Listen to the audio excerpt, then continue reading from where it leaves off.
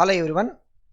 In this video we look at the idea of packing of crystal solids and the concept of voids. Now when we talked about the popular types of lattice, which is the cubic type of lattice and even the HCP lattice, we have mentioned that there is a reason why they have different packing fraction values. If you look at the packing fraction values, I think you guys would be able to remember. For the simple cubic, the value of packing fraction in terms of percentage is 52.4. For the BCC it is 68, and for FCC as well as for the HCP the values are 74%. So which means out of the 100% volume of the unit cell, only 52.4% is occupied by the atoms in simple cubic. Only 68% is occupied by atoms in BCC. Only 74% is occupied by the atoms in FCC. And of course, this is the the best possible packing that we will be able to achieve. But the remaining volume is going to be existing in the form of what we call as a void or the free space. So in this video discussion, what we'll be looking at is we'll try to understand how the 3D lattice structures are developed and how do we achieve the packing of the crystal solids, and as a result of it, how do we get the voids. So if you look at the closed packing of atoms, if we have atoms and we need to pack them closely in a one dimension, so how do we pack them closely in one dimension? We have to simply keep them in a straight line by connecting one to each other. And if we do this right, what we will be able to see is this is the closed packing in a one dimension. And in all these packing discussions, we will be talking about something called as coordination number. So this is important not only for the metallic lattice, but even for the ionic lattice also we will be using this number called as what? Coordination number. So what is the coordination number? The number of nearest neighbors of a particle is basically what we call as coordination number in case of the metallic lattice. In case of ionic lattice, it will be the number of oppositely charged ions which are nearest to a particular ion. Means if we have a cation, what is the closest surrounding anions? What is the count of closest surrounding anions? If we have an anion, what is the count of closest surrounding cations? So that is how we will find the coordination number. So in a closed packing in one dimension, if you look at it right, the coordination number value will be simply 2. How? If you mark any atom, how many closest atoms are there? This side one, this side one. Even if you pick up this one, right, what is the closest number of atoms? Here one, this side one. So if you look at the one dimensional closed packing of atoms, the coordination number value will be equal to what? 1. Now why we are starting from one dimensional closed packing is, how do we create a plane? A plane is created by the combination of lines. A 3D space is created by the combination of planes. So what we are doing is, first we are looking at a 1D. By repeating 1D we will create what? 2 dimension. By repeating 2 dimension we will create the 3 dimension. So we will take a look at how we can achieve the 2 dimension by repeating the one dimensional closed packing, which is nothing but a line containing these atoms. So if you look at 2-dimensional closed packing, there are 2 ways in which you can achieve the packing in 2D. So on the left hand side, what we see is square closed packing. What is this square closed packing? Square closed packing is one where if you look at the linear arrangement of atoms in one line, the adjacent line will exactly match in terms of orientation. So that is why we are calling it as what? AA type. Why? Because the 2 adjacent linear arrangements, they will exactly match one with the another. And in this case, what we will be able to see is any atom we pick, what is the nearest number of neighbors to it? It is 4. So in this case, the coordination number value is going to be how much? 4. So in case of the square close packing of the two-dimensional arrangement, the coordination number value will be equal to 4. The other way of arranging a two-dimension is what we are calling as the hexagonal close packing. And we will see that between these two, the more efficient way of packing atoms is the hexagonal close packing. Between the two-dimensional square close packing and two-dimensional hexagonal close packing, hexagonal close packing will be the more efficient way of arranging atoms. So what is this two-dimensional hexagonal close packing of atoms? If you look at the one linear arrangement of atoms, we are calling it by the name A, and wherever there are depressions in the linear arrangement of A, if the atoms of the B layer are exactly coming to the depressions, so wherever we have depressions in the layer A or the linear arrangement A, the B atoms are exactly coming and occupying the depressions. And wherever we have the depressions of B, the third layer is going to come and occupy the atoms over there.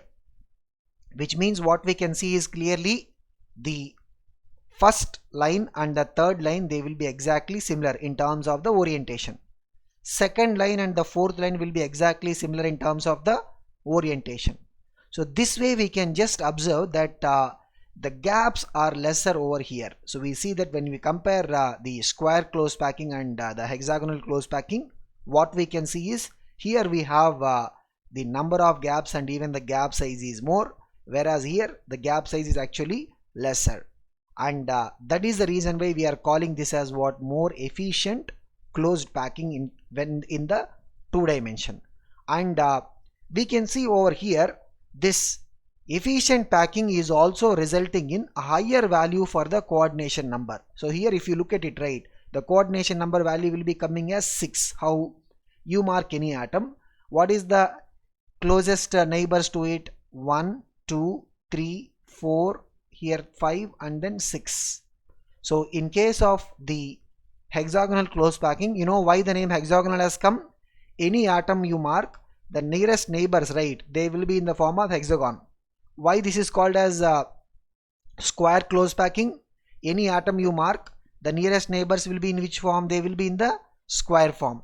So these are the two possible ways of getting a two-dimensional packing of atoms. And in this, the closed packing, what we can call is the hexagonal packing, because hexagonal packing will be able to give us a better efficiency. It will be able to have more coordination number and the void space will be lesser. Now how we are going to create a 3D? We are going to create a 3D by using the 2D layers. So first we have seen a linear arrangement. By repeating the linear arrangement, there are two ways of repeating it. One where the linear arrangements, adjacent linear arrangements, they will exactly match with one another. That is what we are calling as the square close packing. The other one is where the adjacent linear arrangement atoms, they will fall on the depressions of the first linear arrangement, and this goes on. So here we will see this to be in the type AB type of linear arrangement. This will be AA type of linear arrangement. Okay, so this will be called as what? Hexagonal close packing. Why the name hexagonal? Because if you look at any atom, the number of closest neighbors is going to be what? 6, and hence the coordination number will be 6. It will be in the form of an hexagon. By repeating these 2D layers, we can create 3D. How? We can repeat the square close packing 2D layer and create a 3D. We can repeat hexagonal close packing and also create a 3D. But remember, if we use this one, the square close packing in 2D, and try to create a 3D out of it, right, this one is not going to be efficient, so we cannot have better packing fraction. Whereas if we try to create a 3D by using hexagonal close packing, means we will be able to get a better efficiency of packing of atoms. Now we'll start with how do we create a three-dimensional packing with the 2D square. So 2D square, as we said, is not going to be a very efficient way of packing of atoms. So if you have one layer of the 2D square packing, and let me call it as A, and the next layer that we are keeping, so we have one layer of the 2D, exactly above that we are keeping the next layer in such a way that the atoms are completely aligning. So the second layer also will be in the same type A, third layer also will be same type, fourth layer also will be same type. So we take a 2D square packing and align them on top of one another in such a way that the atoms of one layer are exactly aligning with the atoms of the below layer as well as the top layer. By this, what we will be able to achieve is what we call as the simple cubic arrangement. So what we are going to achieve because of this, we will achieve the simple cubic arrangement. We can see here closely these 8 atoms, right, can be thought of like what? The atoms at the corners of the simple cubic. And here if you see closely, right, the coordination number value is going to be 6. How the coordination number value will come as 6? You pick up any atom here, 1 2 1 2 3 4, okay, one on that side, fifth one, and the sixth will be on this side. So totally the coordination number value will be what? 6. Simple cubic coordination number will be 6, and since this is created by the 2D square packing, the packing efficiency will be less, and we have seen rightfully that for the simple cubic it has got the least packing efficiency. What is the packing efficiency for this? 52.4%.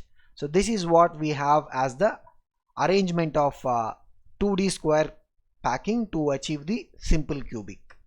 Now using 2D square packing, right, we can also achieve another type of an 3D arrangement, which is the BCC arrangement. So how we will achieve it? Let us look at it. If we have the 2D square packing layer, the first layer, let us call it as what? A layer, and we will have depressions of the A layer. The second layer of atoms are exactly coming and sitting on the depressions of the first layer, means this is going to be different arrangement. So we'll call it as what? The second layer is also 2D square packing only, but we are arranging on top of the first layer in such a way that the second layer atoms are sitting on the depressions of the first layer of atoms.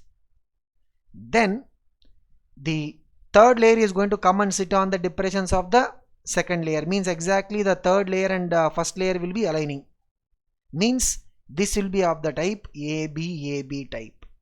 So what we can see is this is what we will be calling as the BCC arrangement. How?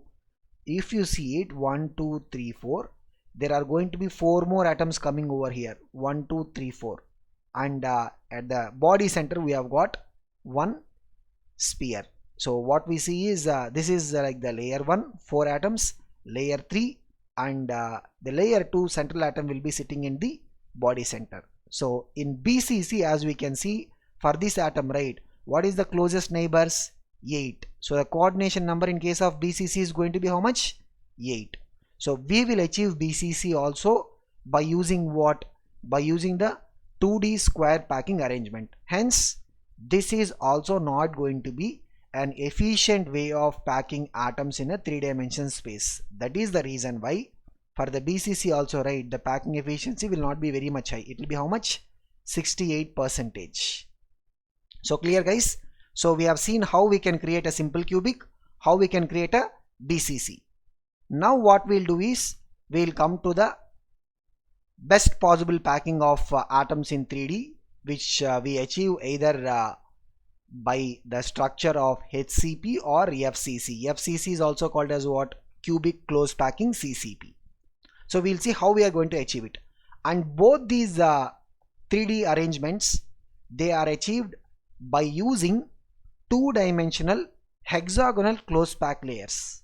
So for getting these 3D efficient packing structures, right, we are going to be using two-dimensional hexagonal close pack layers, because remember we said the hexagonal close pack layers are what? They are the efficient way of packing atoms in a 2D. So let us see how we can create the three-dimensional arrangement of the atoms.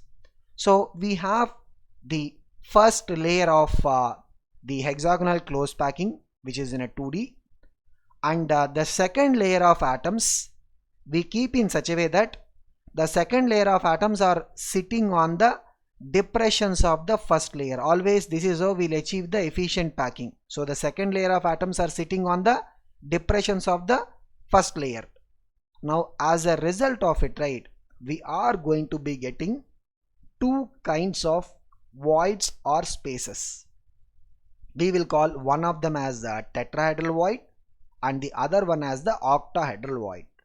Now the understanding of these voids is important, because we'll talk about the voids and their importance in both the metallic type of crystals as well as the ionic type of crystals, because the existence of the ionic crystals, right, is totally dependent upon the voids. Because if we have the large ions, which are typically the anions, they are forming the lattice, then the cations are going to be occupying the voids. So what are these voids? Voids are nothing but the spaces formed in between the atoms when a 3D structure is developed. But if we are having this closed packing, we can see that we will not be having random voids, but we will be having a systematic voids. What are the systematic voids? If we can see, one we will call as a tetrahedral void and the other one will be called as what? Octahedral voids. So what is a tetrahedral void? What is an octahedral void? We'll just take a look at it. What is a tetrahedral void? It is a void created by the combination of 4 atoms. So let us see, 1, 2, 3, and there is an atom 4 in the layer above. So we see these 4 atoms are forming like a tetrahedron. The space between them is what we are calling as the tetrahedral void. So what is the tetrahedral void? It is the void that is created by the 4 atoms in the form of a tetrahedron. The octahedral voids, on the other hand, are created by the combination of 6 atoms. So if you have a triangular arrangement of atoms in layer 1 and exactly an inverse triangular arrangement, in between these 6 atoms we have a void or a space. We can see over here. So we'll see this is a triangle and this is another triangle. So first layer we have a normal upright triangle, second layer we have an inverted triangle, and these 6 atoms are forming the octahedral void. So we'll try to visualize this in an even better manner. So let us look at it. So what is a tetrahedral void? If you take a triangular shape of atoms in layer 1 and layer 2, we are having one atom just coming and sitting on the void or space. So thereby we will form the tetrahedral void. So tetrahedral void is formed by the 4 atoms. Whereas the octahedral void, we have a triangular arrangement of the atoms in layer 1 and inverse triangular arrangement of atoms in layer 2. Thereby we will see that these first layer of atoms and second layer of atoms, they create like an octahedron kind of a structure, and the void that is there is called as what? Octahedral void. So we have 2 types of voids that are created when we are using 2-dimensional hexagonal packing and try to have the 3D created. And the packing of atoms is not yet over, because we will have 2 possible ways. We'll be having 2 possible ways of arranging the third layer. So we talked about first layer and second layer. The third layer, right, we can have 2 possible ways, and depending upon that we are going to be getting either HCP or FCC. So both of them are going to be coming from how the third layer is going to be arranged. Now if you look at the void count, This is important because we do get questions on estimating the formula of the substance, and even the questions related to the ionic lattice types also. This is important. If we have the number of spheres in a lattice is n, then the total number of octahedral voids will be equal to same n.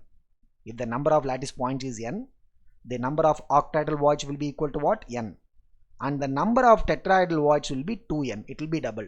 Means for an FCC, what is the Z value? 4. Z is what? The number of atoms in the unit cell. Z is 4. So the number of octahedral voids will be equal to what? The number of octahedral voids will be same as n. So it will be 4.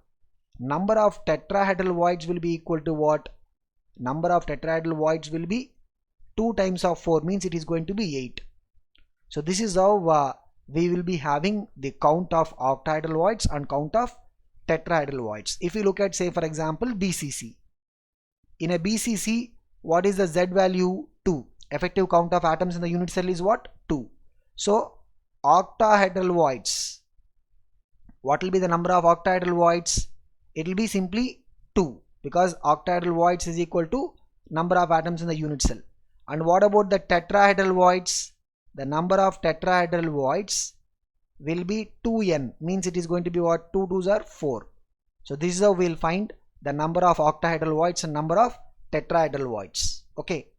Now we will see how the third layer is going to be placed. So if you look at the first layer, the second layer, what we are having is exactly the depressions of the first layer will be covered by the second layer of atoms, and the depressions of the second layer are covered by the first layer of atoms, like that.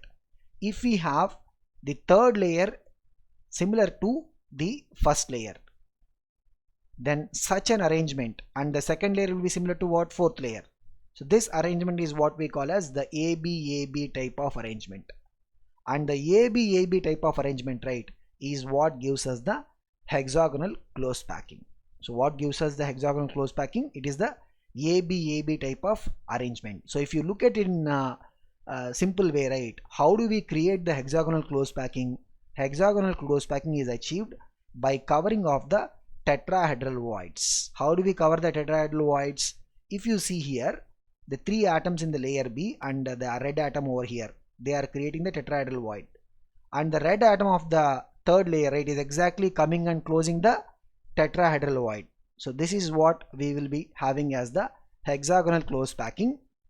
And if we have the layers arranged as A, B is having what? One triangle in upright manner. The layer C will be having the triangular orientation of atoms in the inverse.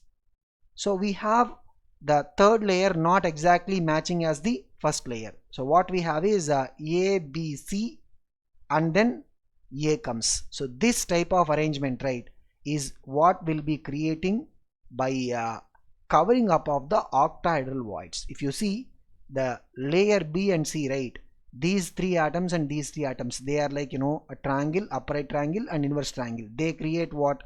Octahedral void. The atom from the fourth layer and atom from the first layer, right, what they are essentially doing? They are essentially trying to cover the octahedral void, because octahedral void is created by the combination of 6 atoms, and this arrangement is what will be giving us cubic close packing, which we call as CCP or FCC, face centered cubic arrangement. So both these hexagonal close packing as well as cubic close packing, right, they are efficient way of creating a 3-dimensional arrangement of atoms starting from the hexagonal 2D close packing layers. So we have hexagonal 2D close packing layers. From that we will create both HCP as well as CCP. So clear, guys? So this is how we will be able to have the HCP and CCP. And in case of HCP or CCP, the coordination number value will be 12. So how the 12 comes? Look at, we can just look at HCP, for example. Look at any red color atom over here. It is surrounded by 6 in the same layer, hexagon. 3 above and 3 below. So total coordination number will be equal to what? 12. Simple cubic coordination number is what? 6. BCC coordination number is what? 8. For HCP as well as CCP, right, the coordination number value will be 12, and coordination number reflects in better packing of atoms.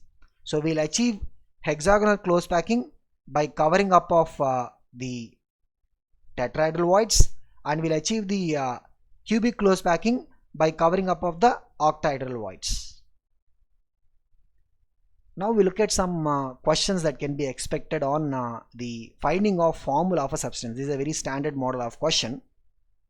Atoms of element B form HCP lattice, means they are forming the HCP, and we know that for HCP the number of atoms in a unit cell is what? 6. So if not, you can just go and take a look at our video on the HCP lattice itself. The number of atoms in a unit cell will be what? 6 for the HCP. And those of the element A occupy 2/3 of the tetrahedral voids. So B is forming HCP and A are occupying what? 2/3 of the tetrahedral voids.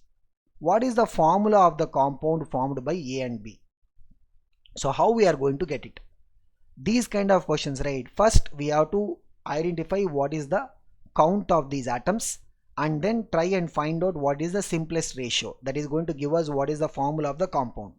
And remember, when we are giving the formula should not have a decimal part, or formula should not have a fraction. That is another thing that we have to keep in mind. Okay, so let us look at this question. The atoms of element B are forming what? HCP, means in a unit cell the number of atoms of B is going to be what? 6, and A are occupying 2/3 of the tetrahedral voids. Remember, what will be the count of tetrahedral voids? The number of tetrahedral voids will be equal to what?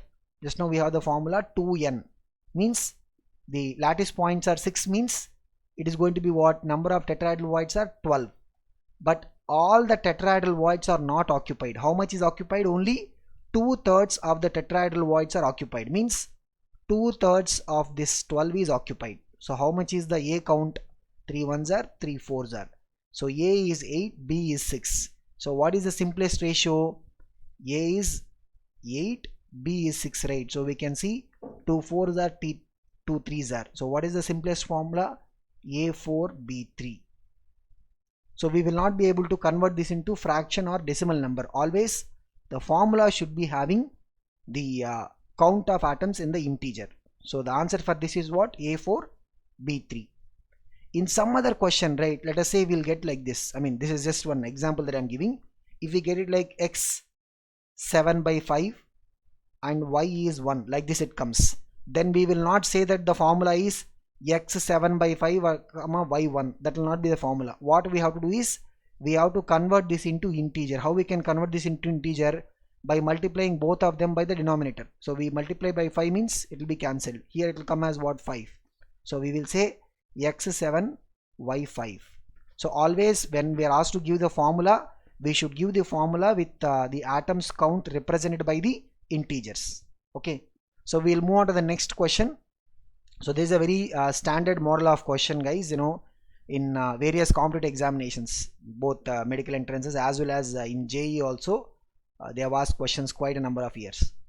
In a solid, oxide ions are arranged in CCP. CCP is the other name for what? FCC. Okay, so oxide ions means what? O2 minus ions. The cations A occupy 1/6 of the tetrahedral voids. Cations B occupy 1/3 of the octahedral voids. So look at this, guys. O is occupying what? Oxide ions are occupying the CCP or FCC, means O count will be what? In the unit cell, O count will be what? 4. Then we have cations A is there and cations B is there. What is cation A occupying? 1/6 of the tetrahedral voids. Remember, if the number of lattice points is 8, tetrahedral void count will be what? Sorry, if the number of lattice points is 4, tetrahedral void count will be what? 2 4s are, it will be 2n, which is going to be 8. But cations of A are occupying only 1/6 of the tetrahedral voids, means what? 1/6 into 8. And cations B occupy 1/3 of the octahedral voids. Remember, octahedral void count will be equal to what? N only. So octahedral void is 4, but cations of B are occupying only what? 1/3 of this, means 1/3 into 4 will come. So this is the ratio in which they are present. Now we have to find the simplest ratio. What we can do, first maybe we can cancel 4. So 4 ones are 4 twos are 4 ones, 2 ones are 2 threes. So what we have is O is 1, B is 1 by 3, and A is also 1 by 3. So what are the things? O is 1, B is 1 by 3, A is also what? 1 by 3. So we cannot say that the formula is A 1 by 3, B 1 by 3 and O. We cannot say like this. Remember what we have been telling, that the formula should not be having fractions. So what we do, here both of them they have the same denominator 3. So we'll multiply everything by 3. So what comes? O3, A1, B1. We have multiplied everything by 3. So final formula will be what? AbO3. This is the formula of the oxide. This is a mixed oxide. Okay. So this is how we'll approach questions on finding of the formula of the substance. So generally they will give like this only. One atoms are forming lattice type, and the other atoms are occupying either the tetrahedral voids or the octahedral voids. So if you look at the ionic substances, mainly which type of voids these atoms occupy depends upon the radius ratio of the cations to anions. So we'll discuss about that when we come to the ionic lattice types. Now for the cubic close packing, which we call as FCC, what will be the locations of the tetrahedral voids? Where do we find the tetrahedral voids? Remember, for the FCC, the number of lattice points is what? 4, or the number of effective number of atoms per unit cell is what? 4. So the count of atoms from the tetrahedral voids, the count of atoms from the tetrahedral voids must be equal to what? 2n. It should be equal to what? 8. So where are these tetrahedral voids in a CCP or FCC kind of an arrangement? If you look at the FCC overall arrangement, right, as we can see, there are atoms at the corners, which is the primitive arrangement. Other than that, we have atoms at the face centers. So where are the atoms? There are the atoms at the face centers. So that is what is the FCC arrangement. Now in an FCC arrangement, we can divide the entire cube into 8 parts. How we can divide the entire cube into 8 parts? We can see, visualize. The entire cube can be divided into how many parts? 8 parts we can divide. So we have 4 parts below and 4 parts above. The one that we are seeing is the bigger unit cell, which is the cube.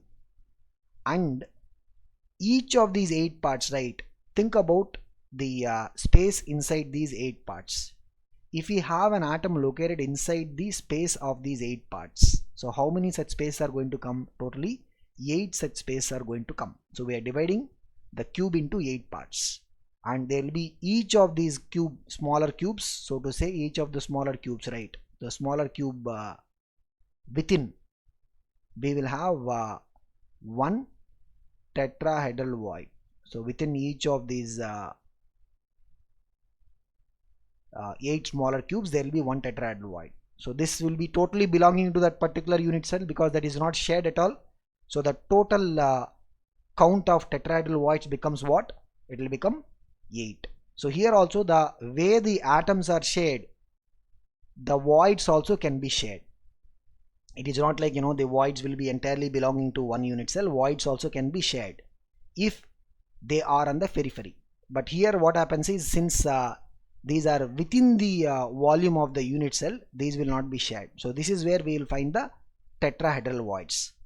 And where do we find the octahedral voids in case of the CCP or the FCC lattice?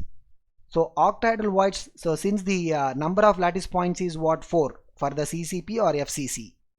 For this, the octahedral voids count, the octahedral voids count should be equal to what? 4. Number of octahedral voids is equal to number of lattice points. So here the octahedral voids will be at these places. So it should be number of octahedral voids, because already we have covered the tetrahedral voids. So octahedral voids are where one octahedral void will be at the body center of the cube. Remember, we have the unit cell cube. The body center will not be occupied because we're talking about the FCC, right? In FCC, the body center will be not occupied by any atoms. So the body center we will have one, and that will be fully belonging to this particular unit cell. So from there, if you have one atom or one void at the body center, right? One void at the body center, that will fully belong to this unit cell. And at the center of each edge we will have a void. At the center of each edge we will be having a void. So this is something that we discussed in our cubic lattice types video lecture, that an edge of a cube will be shared by 4 unit cells. So if you look at an edge of a cube, the edge will be shared by how many unit cells? 4 unit cells. And for a cube we have 12 edges. How many edges are going to be there for a cube? There will be 12 edges. So the contribution of each void in the edge center will be only how much? Because it is shared between 4 unit cells, it will be 1/4. So we have 12 edge center void places, but the contribution of each of them to unit cell is what? 1/4. So the effective contribution is coming as what? 3 voids. So we have 12 voids, one at each of the edge centers, but the contribution of an edge center void to the particular unit cell is what? Only 1/4. So 12 into 1/4 will be coming out as what? 3. So overall we can see here it is 1 plus 3. Totally it will be what? 4. That is the number of octahedral voids. So in a CCP what we can see is tetrahedral voids will be 8 within the body of the unit cell. Octahedral voids will be 4, where they are going to be 1 at the body center, and 12 edge centers we have voids, but the effective contribution of all the 12 is going to be coming as what? Only 3.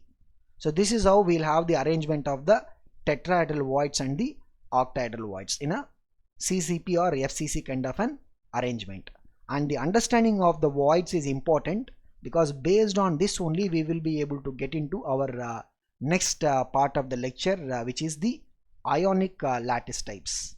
So the different types of ionic lattices where the cations are generally arranged. As I said, usually what happens is the larger ions are the anions, they will be forming the lattice, and the smaller ions, which are the cations, they will be occupying the voids. It is not like they will occupy all the available voids. Sometimes they may occupy all the voids, sometimes they occupy only tetrahedral voids, sometimes they may occupy only part of the tetrahedral voids, sometimes they may occupy octahedral voids. Depending upon that, the geometry and the coordination number values and the other properties of the ionic lattice will be changing. So we'll explore all those things in the next part of the lecture.